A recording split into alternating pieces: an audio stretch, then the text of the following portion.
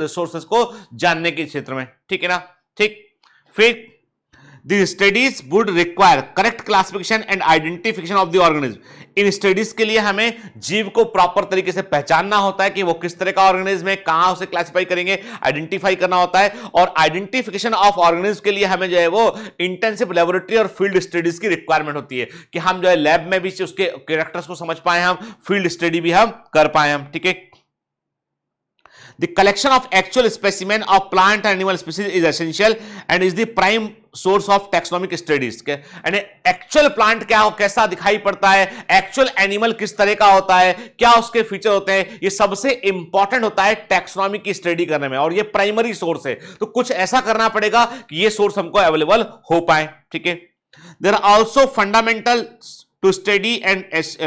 Essential for training in systematics के मैंने कहा ना आपसे कि बकायदा एक प्रोसेस होता है कि हमें किस प्रकार से इन जीवों को पहचानना होता है, कैसे इन्हें आइडेंटिफाई करना होता है।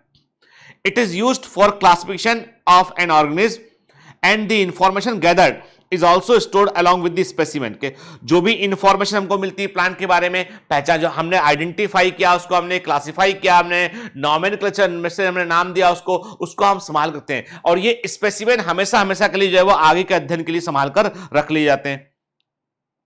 Biologists have established certain procedure and technique to store and preserve the information as well as the specimen के बायोलॉजिस्ट ने क्या किया कि टैक्सोनॉमी में बार बार हमको उतनी ही मेहनत ना करना पड़े कि हमने जो है वो क्या किया, हमने जो जीव को जो है वो पहचान लिया, लेकिन हमारा स्पेसिमेन हमारे पास नहीं है, तो हम कैसे बताएंगे कि हमने क्या पहचाना था हमने, तो हमें वो चीजों को संभाल कर रखना पड़ेगा। तो बायोलॉजिस्ट ने कुछ तरीके खोज लिए उन्होंने के, और इन तरीकों को हम बोलते हैं टैक्सोनॉमिक एड्स कहते हैं। क्या कहते हैं ना,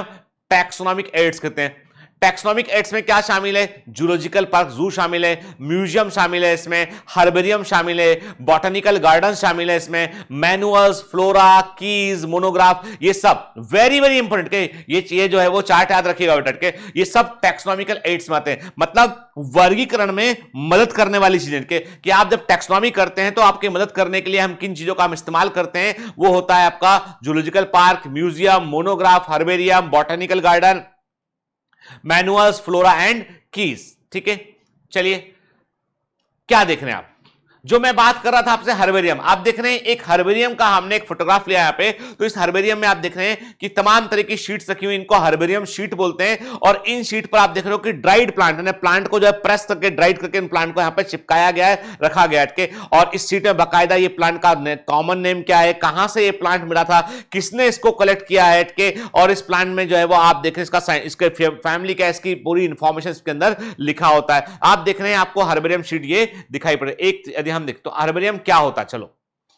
herbarium is the store house of collected plant specimen that are dried, pressed and preserve on sheet. मैंने कहा ना आपसे जो शीट होती है उसे हम हर्बेरियम शीट कहते हैं, उस शीट पर हम क्या करते हैं प्लांट, और ये किसके लिए होता है, प्लांट स्पेसिमेन के लिए होते हैं। अब आप एनिमल को थोड़ा चिपका दोगे उसमें, ये प्लांट स्पेसिमेन के लिए होते हैं, ठीक है ना, ठीक है। Further these sheets are arranged according to the universally accepted system of classification.